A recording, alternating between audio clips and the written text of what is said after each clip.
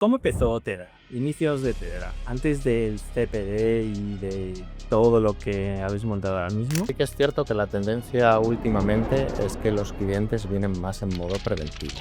Y la apagó. ¿Cómo lo vivisteis vosotros? Porque todo se alimenta con mi electricidad. ¿Y qué pasó? Se apagó todo. ¿Y no os dio miedo entrar en un mundo dominado por gigantes? ¿O realmente no es un competidor, sino que es algo que convive? A nivel de amenazas hay como ha habido siempre, pero sí que es cierto que los ciberdelincuentes están sofisticando mucho sus ataques. Estamos lejos de entender la gravedad o la criticidad de los datos que manejamos en un mundo que ahora mismo el dato es el rey, ¿no? Bienvenidos, bienvenidas a un nuevo podcast de Giro Cultural. Hoy estamos en Tedra con Patri y con Cristian, que ahora os presentaré. Es un episodio muy chulo y muy especial porque hace un año y medio aproximadamente quedé con un amigo y recuerdo que me dijo, hay una gente, unos chicos que están montando algo en Leo, no sé muy bien lo que es, estamos haciendo rótulos para ellos, pero es brutal, tienes que ir a conocerlo.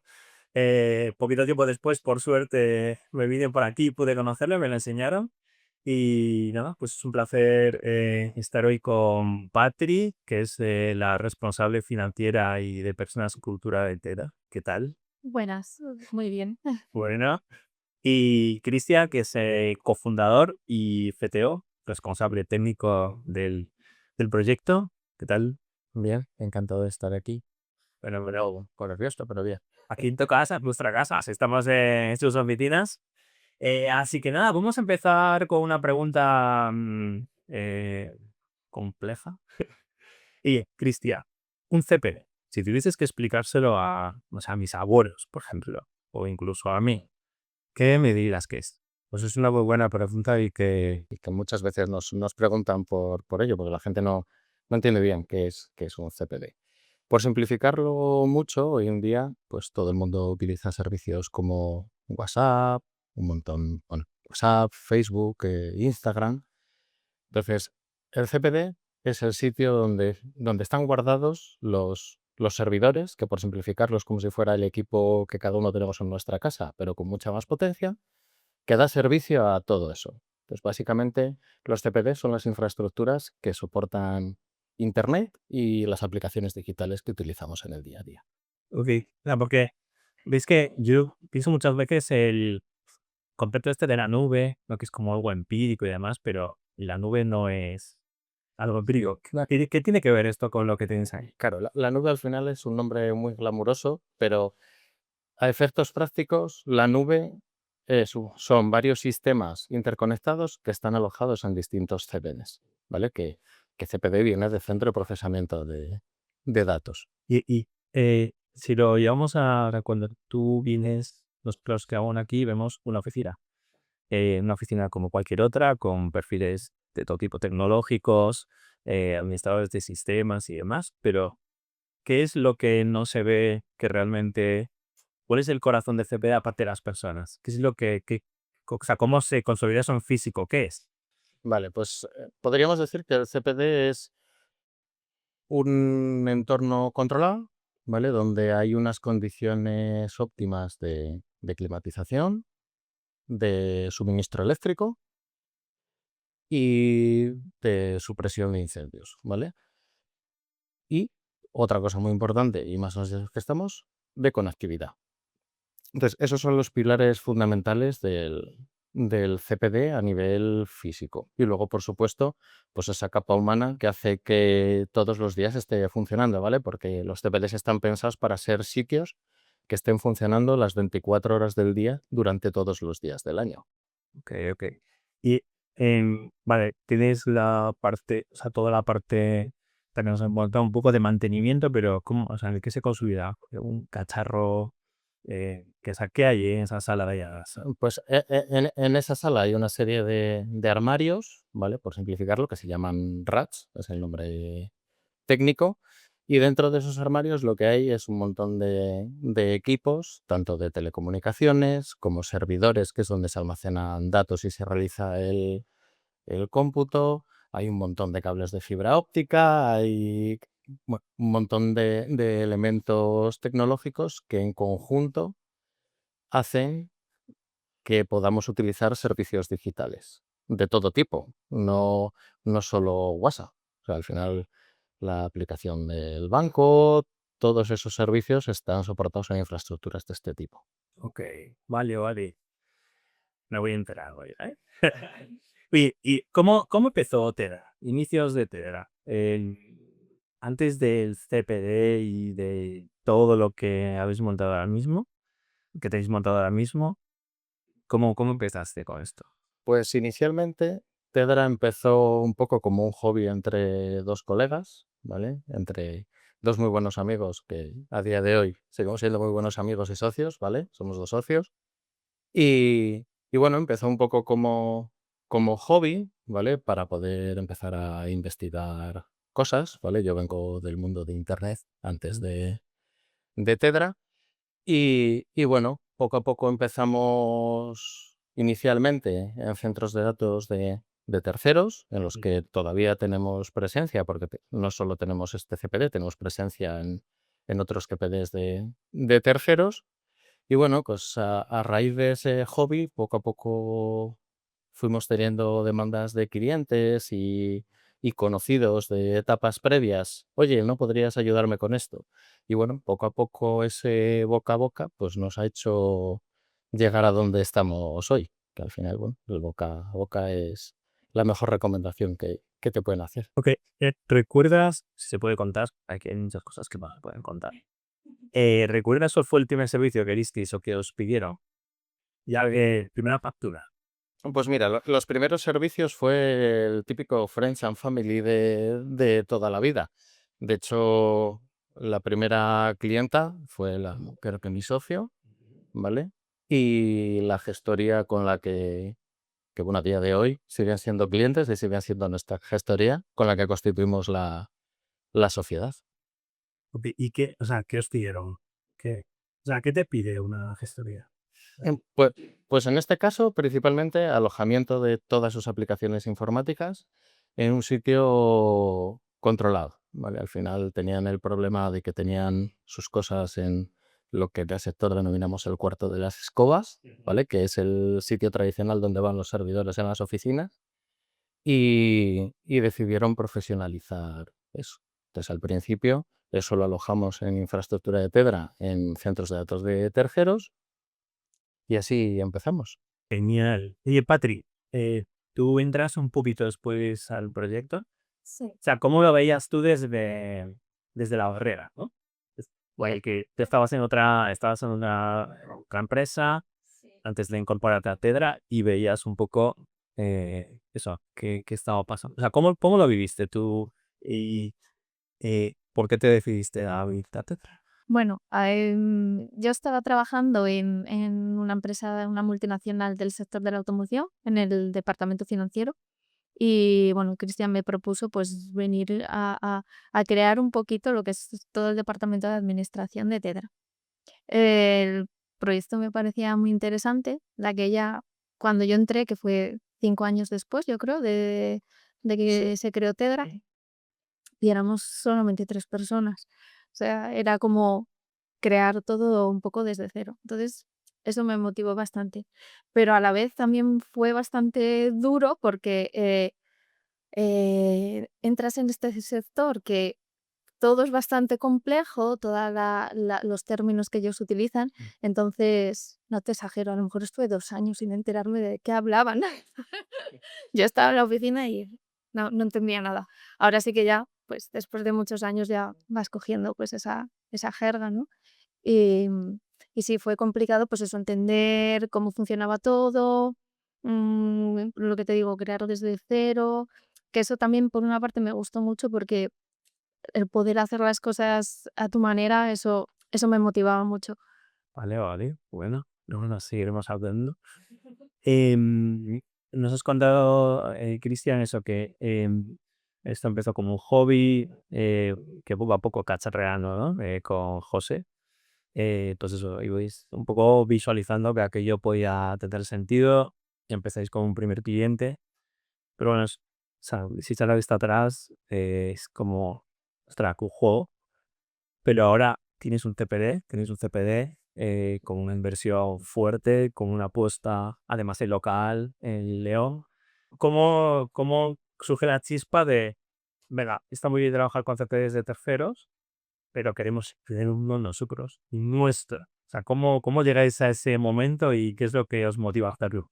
Vale, aquí, bueno, como sabes, uno de nuestros lemas es que aquí somos técnicamente inquietos, ¿vale? Entonces, dentro de esa inquietud y después de varios años trabajando con centros de datos de terceros, nos dimos cuenta de que teníamos algunas restricciones operativas que no nos permitían ser todo lo ágiles que nos gustaría, ¿vale?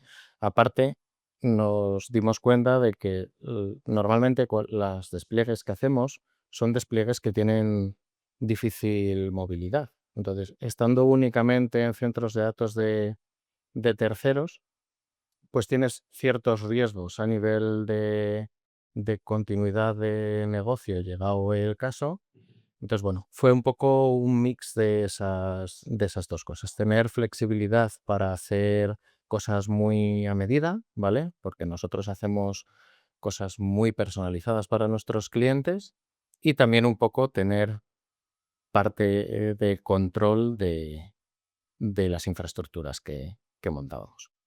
¿Y no os dio miedo entrar en un mundo dominado por gigantes como pues Amazon Web Service o Azure, o realmente no es un competidor, sino que es algo que convive?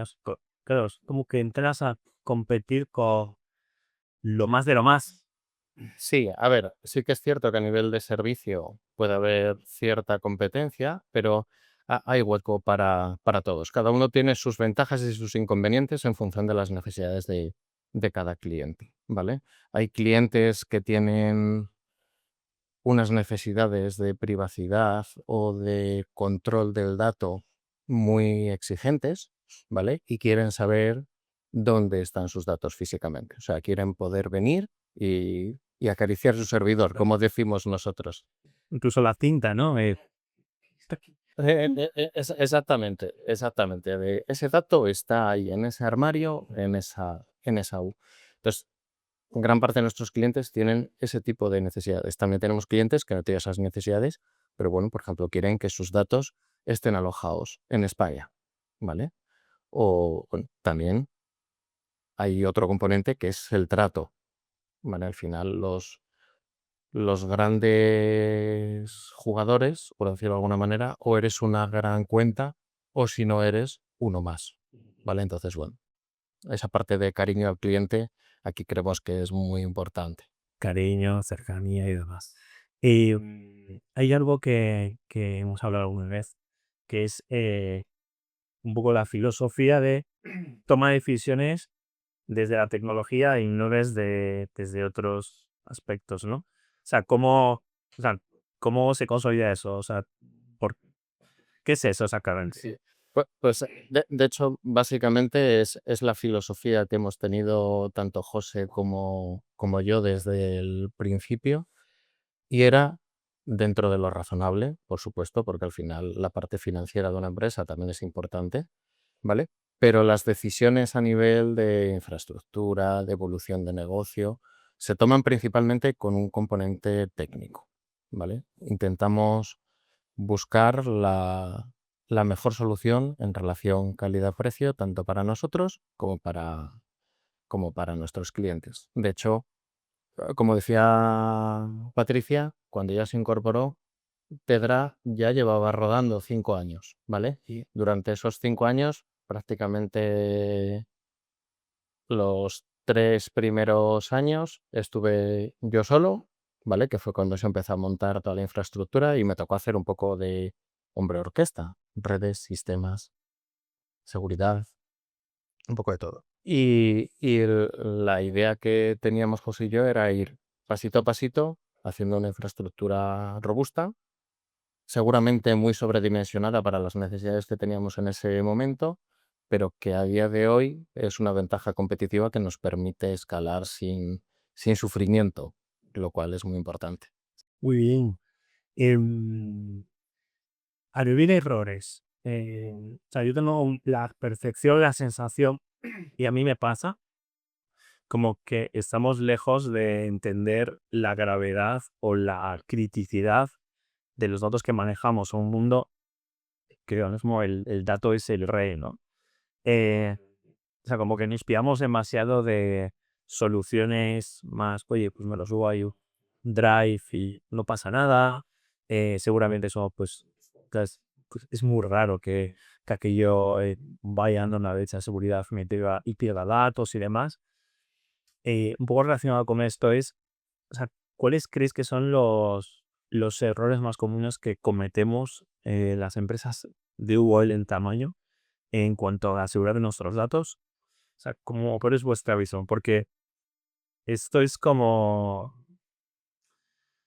el médico, ¿no? O sea, yo no le doy importancia a un síntoma, pero el médico que sabe muy bien que eso puede ser un desencadenante, pues le da mucha más potencial mejor que yo y quiere que sea mucho más preventivo y te pone unas dietas, pero en el fondo te está diciendo que es muy importante, ¿no?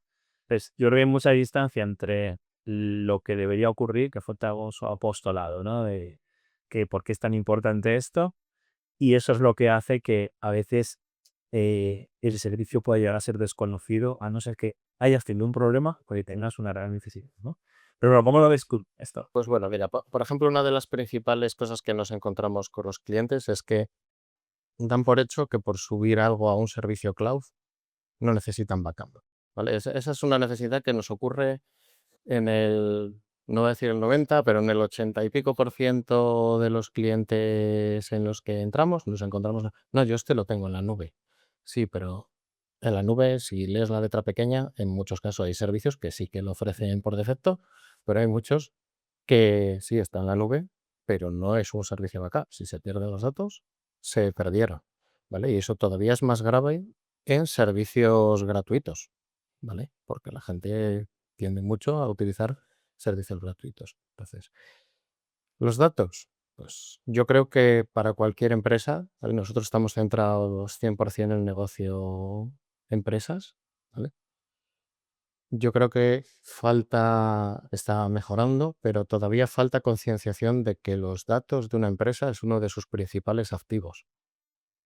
Y estos últimos años, debido a todos los ataques que está habiendo, ciberamenazas, sí que es cierto que los roles decisores están tomando más conciencia de la importancia de preservar esos datos, tener una buena política de copia de seguridad, saber dónde están alojados, etcétera. Y luego hay otro componente, que es que con las últimas regulaciones, una fuga de datos puede implicar sanciones muy importantes que incluso puede acarrear la quiebra de una empresa, porque estamos hablando de cifras muy, muy importantes. Eso, o sea, este punto me parece muy importante porque pues a veces relacionamos el tratamiento de datos como con algo que tienes que hacer o que deberías hacer, igual el compliance, pues es uno de los puntos, o que estás pasando una certificación y pues ya te están pidiendo pues que tengas un servicio distinto, pero la realidad es que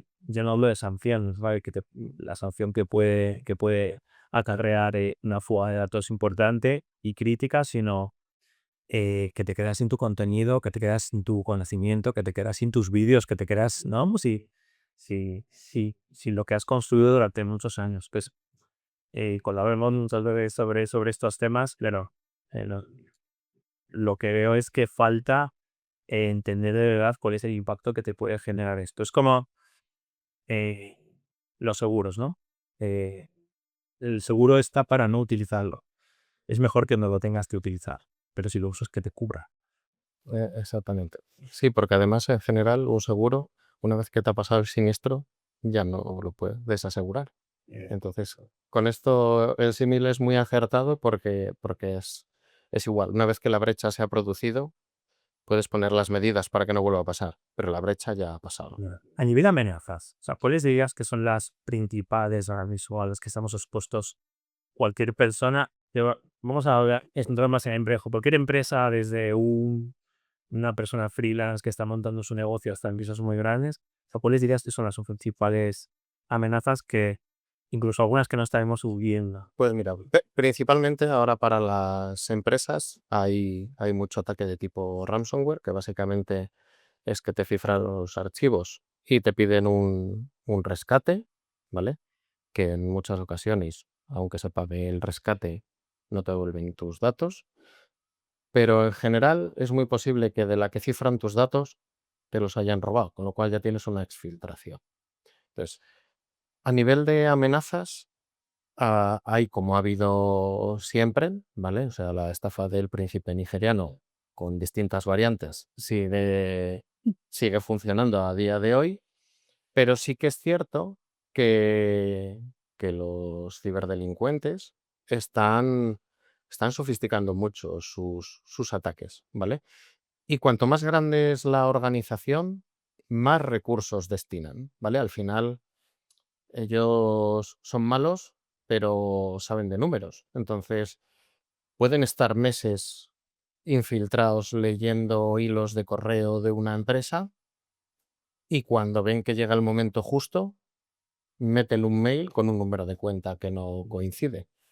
Y, hombre, hay empresas que tienen unos procedimientos de compliance y mecanismos de validación para ese tipo de operaciones muy sólidos, que incluyen, pues igual una llamada por teléfono a la persona, oye, me has mandado esto, pero hay muchas, sobre todo en entidades más pequeñas, en el sector pyme, que eso no funciona y te mandan el típico mail suplantando al CEO, oye, necesito que me saques rápido este pago de 5.000 euros a esta empresa. Y ya está, y 5.000 euros que desaparecieron. Y eso pasa. Eso pasa. Por ahí pasa cada vez más, yo creo. Que no nos pase.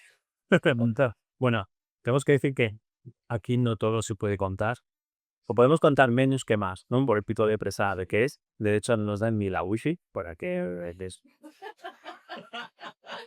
Bueno, nosotros hemos dado una de invitada. Aunque seáis de casa, pero... Bueno, dentro de esto, oye, algún caso que algún, o clientes o consultas que os hayan hecho en los que habéis visto que la seguridad estuvo realmente a juego o que ya ha pasado. Hemos tenido casos de todo, desde clientes que te llaman cuando ya ha pasado y empiezan a ser clientes normalmente, y luego, pues, del otro, pues, el que te comentaba de la suplantación del CEO, eso yo creo que a todas las empresas que llevamos algún mail de esos les ha llegado alguna vez, ¿vale? Luego, pues bueno, se implementan medidas pues para ser mucho más estrictos con los emails recibidos. Tenemos sistemas de filtrado que, bueno, quitan la mayor parte. De ransomware también hemos tenido algún caso, ¿vale? En una transición a un cliente muy grande, estaban transaccionando del anterior proveedor a nosotros, hubo un caso muy grande y bueno, tocó llamar al CTO del cliente, que tirase de todos los cables de la luz, de todo lo que tenía la oficina de aquella, porque no estaba externalizado, y salir corriendo a mitigar y recuperar. Tremendo. Y lo que tendréis que ver todavía. ¿Por qué? Y a mí lo que me gustaría saber es si los clientes suelen llegar antes o después de que les ocurra algo. Es decir, ¿es más preventivo o todavía es, oye, pues ya necesito curar la herida y que lo muro? Tenemos de todo. Sí que es cierto que la tendencia últimamente es que los clientes vienen más en modo preventivo, ¿vale? Porque, bueno, al final, con las redes sociales y todo, pues se está dando bastante altavoz al tema de la ciberseguridad. Entonces, bueno, normalmente vienen en modo preventivo, pero bueno, también hay alguno que ha venido completamente en modo reactivo, de por favor, ven a ver qué hacemos con esto, que si no, cierro la empresa. Y es importante que sea preventivo porque en reactivo no siempre puedes garantizar solucionar el problema. Oye, Patri, personas. Un momento dado es que estés crecido mucho y más, pero vamos a volver a esos inicios. 3 personas en el equipo. ¿Cómo era aquello comparado con lo que tenéis ahora? O sea, ¿dónde estabais? ¿Estabais en qué? O sea, era oficina, piso. O sea, ¿cómo era aquello y cómo has ido viviendo tú el crecimiento en estos 5 años? Pues de aquella teníamos una oficina alquilada, aquí también en León. Nada, era muy pequeñita. Y eso estábamos 3 personas y, bueno, teníamos capacidad de crecimiento, yo creo que para unas 8 no más. Sí, sí. Entonces, claro, el cambio de lo que hemos hecho ahora, pues, ha sido brutal. Aquí tenemos capacidad para crecer bastante y bueno, desde hace, yo creo 3 años, 2 3 años, es cuando realmente hemos empezado a crecer en tema de personal. ¿Cuántas personas ahora mismo es el equipo de Tera, directos? Pues ahora mismo somos 21. 21 personas. De 1 al 21. Sí, qué grande, ¿eh? ¿Y cómo, o sea, cómo dirías que ha ido creciendo el equipo? Que si ahora estáis más ordenados, con mm, operativas más claras, con algo planes de carrera.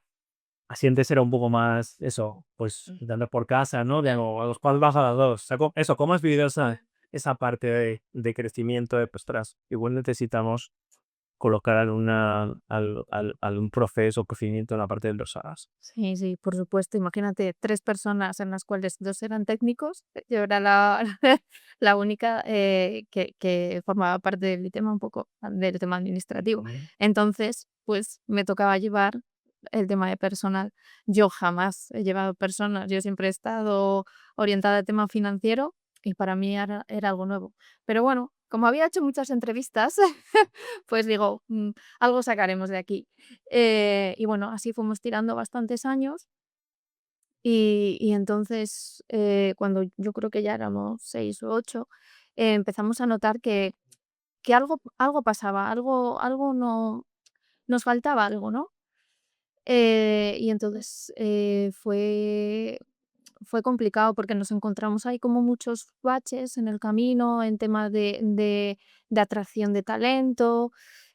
Tampoco como de aquella éramos muy pocos, nos faltaban también muchos procedimientos. Y bueno, fue desde el año pasado, sí, bueno, nosotros sabíamos que había algo que cojeaba. Entonces, a raíz de que os conocimos, o sea, nosotros sabíamos que algo no estaba funcionando y que necesitábamos ayuda en esta parte.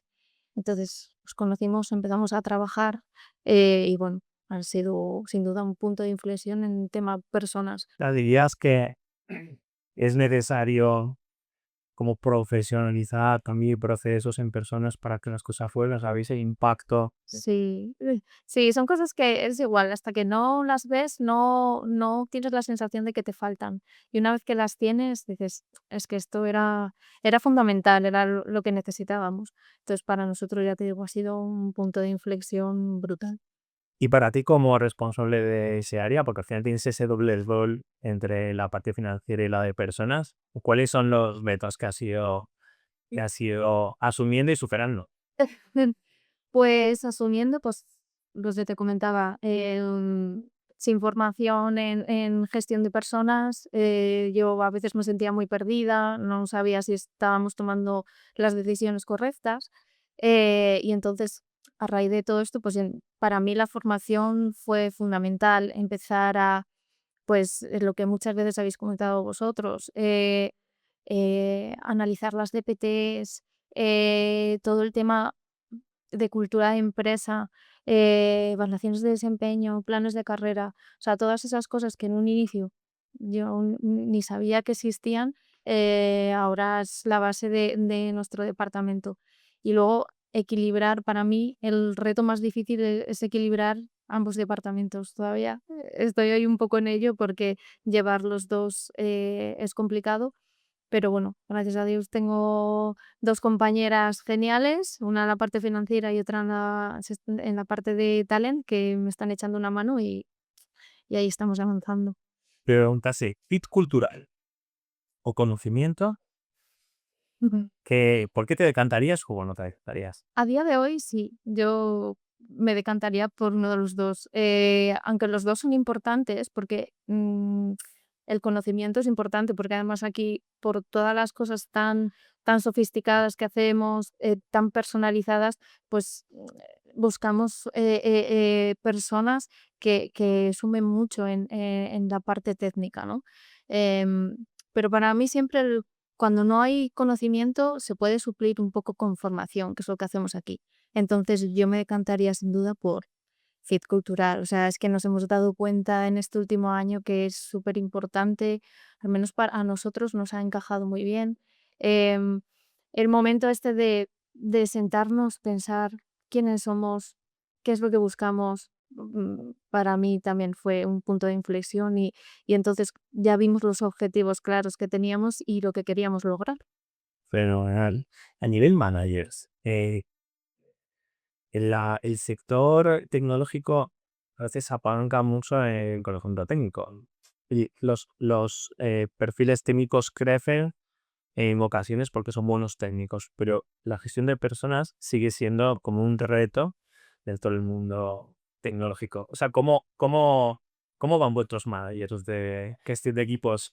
¿Y Pues qué ha ido pasando? Porque creo que tenéis algún caso, además de perfiles que han pegado un subidón fuerte. sí, sí, pues eso te iba a decir que la verdad es que muy bien. Estamos súper contentos con la evolución de los managers. Es verdad que lo que comentas, como estas personas se han centrado más en lo técnico, luego pasar a liderar personas es totalmente distinto, pero les hemos formado en ello, y la verdad es que la evolución ha sido bestial. O sea, em, yo sinceramente hay personas de aquí que no las veía liderando equipos. O sea, yo decía, no, no puede ser.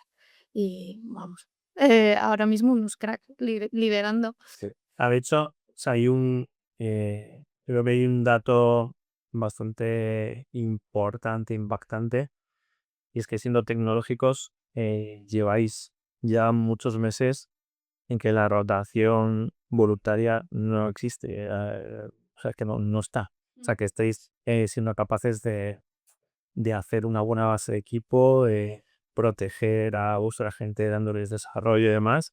Y muchas veces yo creo que todo se mire también en KPIs y también, ¿no? Es que el equipo está consolidándose teniendo en cuenta que es un entorno competitivo que ya hablamos de competitividad global, no solamente en local ni en el país, sino que eso va. Así que, bueno, algo está ya de novia, ¿verdad? Sí. Y o sea, por el propio modelo de negocio del CPD y lo que representa, que, o sea, si lo viésemos desde la calle por la noche, parece, pues eso, no sé, como un banco de seguridad, del Pentágono todo iluminado y demás. Entiendo que hay como una especie de modo alerta activado 24/7, ¿no? ¿Cómo se convive con eso? Yo creo que con mucha formación. O sea, nosotros hemos sido muy pesados en todas las formaciones, aparte por las certificaciones también que tenemos. La formación es obligatoria, pero aparte de ser obligatoria, nosotros, por la manera que tenemos de hacer las cosas, que nos gusta hacer las cosas bien, tener los entornos muy seguros, bueno, eso Cristian sabe más, ha sido eso a base de formación, que se vaya interiorizando. Entonces yo creo que ahora todo el equipo sabe de la importancia que esto tiene. Y a nivel vuestro mental, o sea, porque el equipo tiene esa parte técnica, pero quizás puede que no llega a desconectar seguramente los managers, pero gente que puede llegar a desconectar de alguna manera porque bueno, ya está en su casa ahí. Pero vosotros como que tenéis algo que está siempre. Nosotros no desconectamos nunca. También estamos 24/7. Eso es, ¿cómo se lleva, cómo lo lleváis? Es mi pregunta. Bueno, pues adquiriendo un poco de recursos, ¿no? Pues para equilibrar un poco de vida personal y vida laboral, eso sí que trabajamos bastante en ello. Y, y luego, bueno, no sé. Sí, luego, desde la parte que más me toca a mí, que es la parte técnica, como hablábamos antes, siempre se ha intentado hacer con criterios técnicos, ¿vale? Entonces, esto muchas veces entra en conflicto con la parte financiera, pero nosotros todos los servicios que montamos para nosotros y para los clientes que lo quieren, siempre lo montamos en alta disponibilidad. Y al menos en 2 data centers o 3, ¿vale? Nos gustan mucho los números impares para alta disponibilidad. Entonces, al final tener una infraestructura robusta y que no falla, le quita mucho estrés en ese modo alerta tanto al equipo como a los que estamos 24 horas pendiente. Entonces, bueno, aquí habéis visto el CPD, está todo montado al menos por duplicado. Entonces, bueno, esa, ese es el motivo de montar las cosas con criterio técnico en vez de con criterio económico. Es como que inviertes más para que dé tranquilidad, decirlo que a nosotros y a los clientes, ¿no? O sea, quiero que eso, si vas a un criterio más económico, quizás te puedes quedar corto, pero cuesten más margen. Entiendo que vosotros preferís tener en margen que sea, pero que el cliente tenga un buen servicio. Exactamente, además por el tipo de cliente que tenemos, nuestros clientes priman la tranquilidad, ¿vale? Y bueno, pues eso está alineado con nuestros valores, lo cual está bien. Yo valoro mucho poder dormir tranquilo. Eso, David, eso está bien. Eso, y lo leo un poco también, lo veo como, oye, tenemos como salvavidas, pues si un momento dado hay algo crítico, sabemos que el sistema, tanto el propio como de terceros, como todo el cómo lo hace que eso se pueda sostener. Y os quería preguntar por eso, el apagón, ¿cómo lo vivisteis vosotros? Porque esto se alimenta con electricidad, ¿y qué pasó? ¿Se apagó todo? No, no, no. La verdad es que lo vivimos muy bien. De hecho, eso, con curiosidad de los vecinos, porque veían que eran los Sí. únicos que tenían. Yo creo que nosotros vivimos otra realidad un poco distinta, porque Sí. estábamos aquí metidos trabajando, como que no hubiera pasado nada y luego vamos leyendo las noticias, porque además, claro, nosotros aquí tuvimos luz, todo. Claro, en general por el tipo de instalación, aquí tenemos sistemas de generación, está todo completamente automatizado. Entonces, tan pronto se va la luz, arranca pues la parte de los SAIs, o sea, a nivel de equipos no se notó. Cuando eso arranca el grupo y recarga las baterías de los SAIs, y esto aquí tú estás trabajando como si no pasase nada. Esa es otra de las características que tienen los centros de datos. Al final están diseñados para que estén funcionando realmente 24/7. Con eso somos muy cuidadosos. Hay una serie de protocolos por todas las certificaciones que tenemos. Pues todos los meses probamos que el grupo electrógeno arranque, bueno, una serie de procedimientos para garantizar de que el día que haya un evento, las instalaciones se comporten como deben comportarse. Y, o sea, ¿qué es un CPD de proximidad? ¿Y qué ventajas tiene, en este caso, que tengamos aquí en Castilla y León, el León, Castilla y León, y en este territorio una instalación como esta? Vale, pues un centro de datos de proximidad tiene varias ventajas, ¿vale? Una de ellas es la latencia, ¿vale? Al final, en procesos industriales, de fabricación, pues la latencia es importante. Al final, mandar los datos a un gran data center que esté en Madrid o en Ámsterdam o donde toque, ¿vale? Pues al final eso tiene un retardo de bastantes milisegundos. Tener un CP de proximidad permite hacer ciertas aplicaciones cercanas al tiempo real, ¿vale? Haciendo el procesamiento en nodos cercanos, ¿vale? Eso, por ejemplo, es muy importante, pues ahora que está empezando el tema de vehículos conectados, toda la parte del Internet de las cosas, sensorización. Entonces, para ese tipo de cargas está muy bien tener un centro de datos de proximidad. Y luego creo que es un tema que hemos hablado una otra vez, que es, o sea, muchas empresas, bueno, la mayoría de las empresas al final se incorporan a servicios de base de datos o por los créditos que ofrecen las grandes empresas, los Amazon y demás, y por referencia de una marca, y porque se activa un rápido, ¿no? Por como que lo colocas, lo enchufas rápido. Pero en largo plazo les va diciendo, ¿no? Ya personas que les ha ocurrido, que los costes a partir de en cierto momento se multiplican y no tenemos esto previsto. ¿Qué le dirías a una empresa que tiene una necesidad de alojamiento ya potente, grande, que quiera escalar y que se apalanta solamente en ese tipo de servicios. Es que ese es el camino. Habría que estudiar cada caso de uso porque cada cliente y cada necesidad es muy específica. Pero en general creemos que no es la mejor estrategia, ¿vale? Porque ya no porque nosotros seamos proveedores cloud, ni nosotros trabajamos también con los grandes cloud para determinados servicios de clientes. Pero creemos que el camino está en un entorno híbrido, ¿vale? Parte en centros de datos de proximidad, donde el cliente pueda tener sus cargas y sus datos, sabiendo dónde están sus datos, y luego, depende de las necesidades, pues poder exponer servicios a nivel global, por ejemplo, los frontales de una página web, apoyarse en cloud público para, pues eso, para publicar en Asia, en Estados Unidos o donde sea.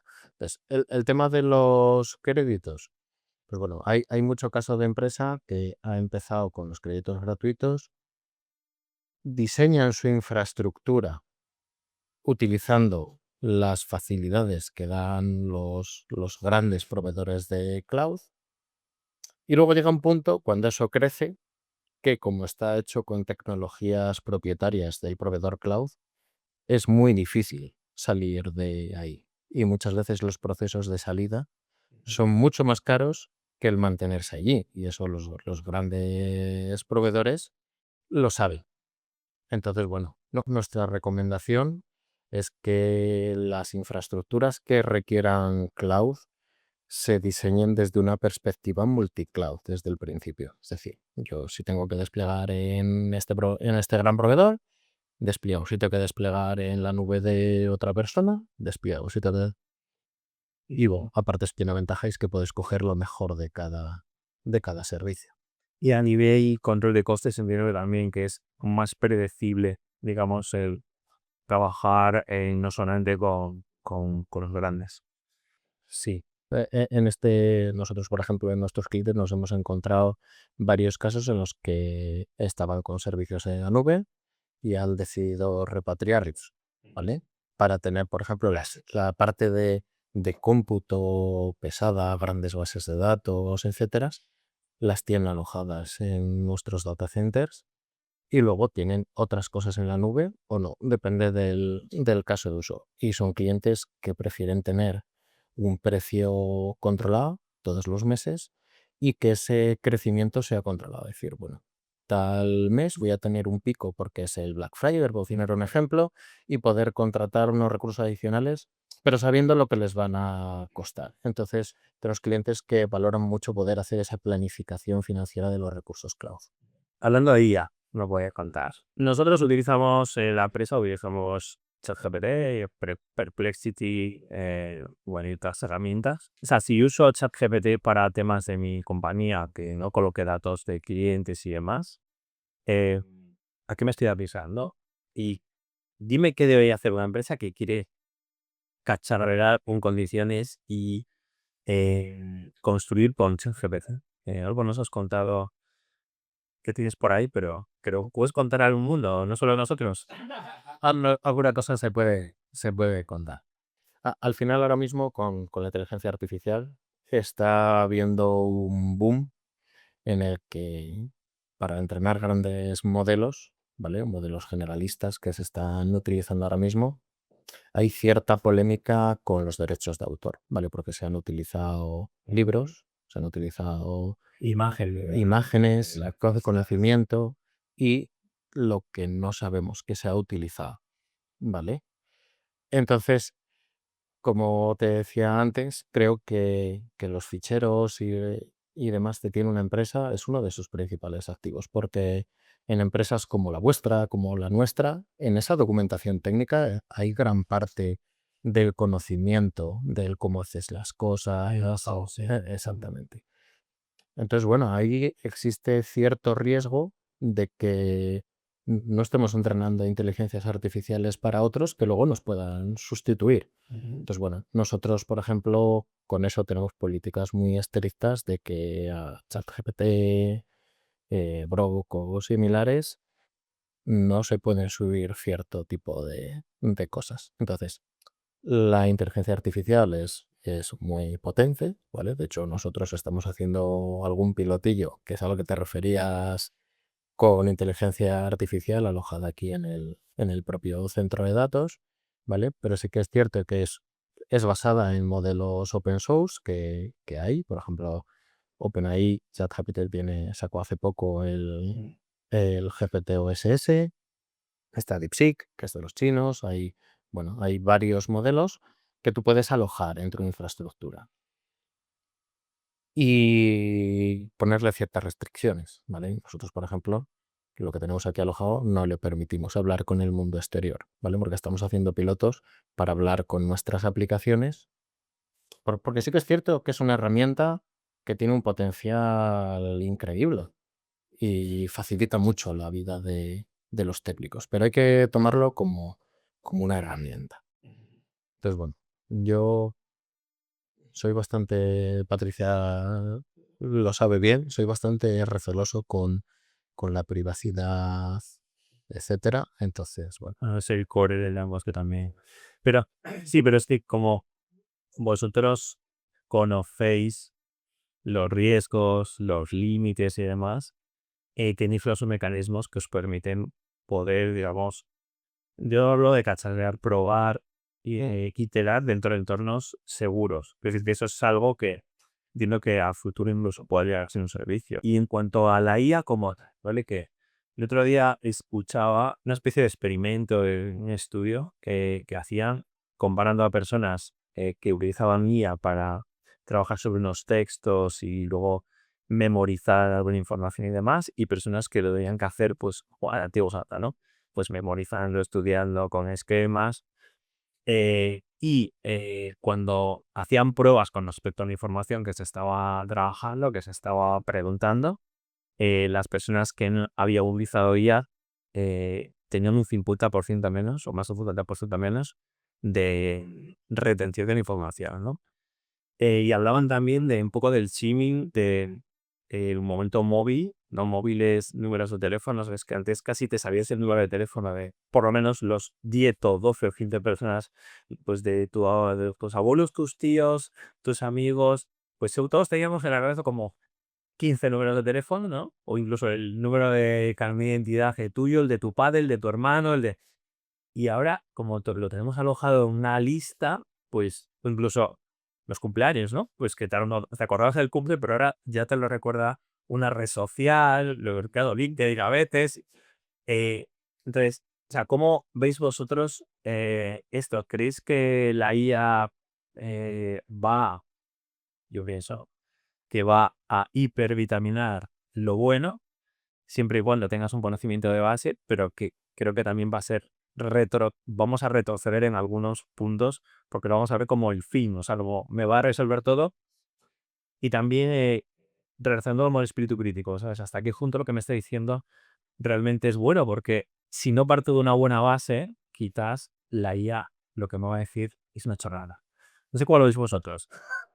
Sí, claro, nosotros al final lo que muchas veces te da miedo de esto es lo que tú dices, lo que te devuelve realmente es fiable. Claro, para eso tienes por lo menos que tener unos conocimientos básicos y un poco de sentido común al leer de, no, esto lo que me está dando no es correcto, que nos ha pasado varias veces. Entonces, yo creo que ahí en ese sentido sí que vamos a perder en buscar como el camino fácil de las cosas, ¿no? Pues esto no me apetece pensarlo, se lo voy a dar que lo resuelva. Como que Que iterar sobre ideas que parece que sí, pero es como que va sobre lo mismo, pero no acaban de como profundizar, ¿no? ujú, sí, yo creo que tiene cierto peligro por esa necesidad de inmediatez que tiene actualmente la sociedad, ¿vale? Porque al final el camino fácil es pedirle a la IA que te haga X tarea y dar el resultado por bueno. Y yo lo comento mucho sobre todo por los miembros más junior del equipo, que al final la inteligencia artificial te responde con cierta autoridad, ¿vale? Y en muchos casos se lo está inventando. Entonces, yo les pongo el símil cuando yo iba al instituto ya hace unos cuantos años. Me acuerdo que nos hacían hacer un ejercicio que era coger dos periódicos diferentes y sacar tus conclusiones. Y eso es una cosa que con la IA, en general, ¿eh? A ver, hay de todo. Cada uno hace el uso que hace de la IA. En general se está perdiendo. Y eso es una cosa que el buscar las cosas, la información de la vieja escuela, no pasa. Entonces, yo creo que la IA es una herramienta, pero hay que saber un poco más que la herramienta para saber si lo que te devuelve es verdad o no. O por lo menos poder que te salte la gana y decir, esto que me está diciendo me está... Sí. Cuando estás así de algo, o igual contrastarlo con otra IA. O sea, sí tienen principios parecidos. O sea. Bueno, muy bien. La verdad es que yendo ya es apasionante. Yo creo que nos daría para varios podcasts. Ya vamos terminando, pero quería preguntaros, entiendo, pues eso, la parte más técnica, la infraestructura que necesita todo esto, las tremendas oficinas que tenéis y todo lo que no se ve. Pero a nivel certificaciones, que nosotros que pues vamos habitualmente casi siempre estáis metidos en alguna certificación, renovación y demás. O sea, ¿qué demanda, vamos a contar también de eso, quiero dar muy buen servicio al cliente, qué os está demandando esto, qué certificaciones, por ejemplo, podéis tener ahora mismo y además son necesarias para vosotros? Sí, Patrick, se me Empiezo yo por las certificaciones técnicas principalmente. Nosotros dentro de la tipología de clientes que tenemos nos encontramos que debíamos de cumplir ciertas normativas, ¿vale? Aunque hiciésemos las cosas bien, era necesario también acreditar que tienes una serie de procesos, evaluaciones de riesgo, etcétera, que demuestran que lo que dices que haces, lo haces, ¿vale? Entonces, dentro de ese proceso hace 4 años más o menos, empezamos con el proceso de la ISO 27001, ¿vale? Que esa la sacamos para el alcance de todos los servicios que prestamos en Tedra, conectividad, cloud, data center, telefonía, al alcance completo. Y dentro de ese proceso de evolución, ¿vale? Decidimos sacar la certificación de Esquema Nacional de Seguridad, ¿vale? En categoría alta. Pues nosotros estamos certificados categoría alta en las 5 dimensiones, para lo que son todos los servicios de data center, colocation, conectividad, servicios gestionados, ciberseguridad, etcétera. Y al final lo que indican estas certificaciones es que, pues eso, que haces las cosas lo mejor posible, ¿vale? Y ahora está habiendo muchas normativas, como la DORA, por ejemplo, que es la ley de ciberresiliencia europea. Tenemos bastantes clientes que les aplica. Entonces, bueno, tener este paraguas de certificaciones, pues también no simplifica todos los procesos de auditoría que ellos pasan. Y bueno, también les da mucha tranquilidad. Exactamente. Y dentro de ese proceso de mejora, ahora estamos en proceso de obtención de otras 3 ISO más, ¿vale? Que para nuestros clientes son importantes. Una es un poco más, bueno, está entre medias, ¿vale? Que es la 22301 de continuidad de negocio, que la está liderando Patricia, y luego la 9001 y la 14001. Eso os puede contar más ella, que es que está liderando. Yo llevo más las técnicas. Sí, nada, pues nosotros empezamos 3 meses muy intensos porque nos empiezan ya en 15 días las auditorías de las 3 certificaciones que ha comentado Cristian: continuidad de negocio, calidad y medio ambiente. Y ahí estamos a tope preparándolo todo. No puedo terminar el podcast sin preguntaros esto. Cuando has montado todo esto, tienes 21 personas en el equipo y creciendo, habéis puesto aquí patrimonio y estáis reinvirtiendo emocionalmente. La pregunta que os hago es, ¿sigue valiendo la pena? Por supuesto. Por supuesto. De hecho, bueno, nuestra idea es seguir apostando por el talento, seguir apostando por León, que creemos que es importante. Y bueno, queremos que León se convierta en un polo importante a nivel tecnológico, cloud y de data centers. Estaría guay en un referente de data centers. Que sí. Sí. Pero bueno, también el equipo ahora mismo nos da mucha motivación para seguir haciendo las cosas bien, para seguir mejorando. A nosotros la verdad es que lo de ir mejorando, dándole una vuelta a todo, y esto, ¿cómo lo podemos hacer mejor? Eso nos motiva mucho cada día. Pues, oye, muchas gracias por abrirnos las puertas una vez más. Pues, gracias a vosotros. Que solo le dar una pinceladita. ¿Qué le diríais a un par vuestro? ¿Qué le dirías a un CEO de 21 personas con una empresa que va creciendo? Un consejillo. Y tu Patri, un consejillo a alguien que empieza o que lleva poco tiempo dentro de varios recursos humanos de una empresa tecnológica que sea agnóstica o ajena o que no haya tocado nada eso. Pues yo le diría que disfrutase del proceso, porque es un proceso que, si bien es cierto que hay momentos duros, como en todo, ¿vale? Porque, bueno, tú lo sabes, esto del emprendimiento tiene ratos buenos y tiene ratos malos. Pero yo le diría que disfrute del proceso y que se apoye mucho en su equipo. Es clave, es clave. Y es una de las cosas de las que pecamos muchas veces los CEOs y CTOs, y hay que confiar en el equipo. Patri, ¿qué dirías? Pues bueno, que se arme de paciencia para entender este mundillo que es muy complejo, pero bueno, que luego es súper interesante. Yo he aprendido un montón, de hecho, a veces entro en conversaciones también, puedo aportar hasta alguna idea. Y eso, y para alguien que está empezando, pues a mí siempre me gusta mucho lo que es la formación, me gusta mucho formarme, si no sé, pregunto, busco, investigo.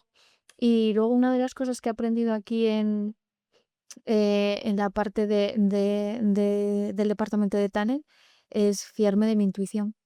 Es algo que he ido aprendiendo con los años, que es verdad que no es algo así como muy tangible, pero sí que fiarnos de nuestra intuición a veces te da respuesta. Pues nada, muchas gracias a vosotros. Nos despedimos de nuestros amigos de Tedra. Dentro de nada, nuevo capítulo del podcast Quiero Cultural. Nos vemos pronto.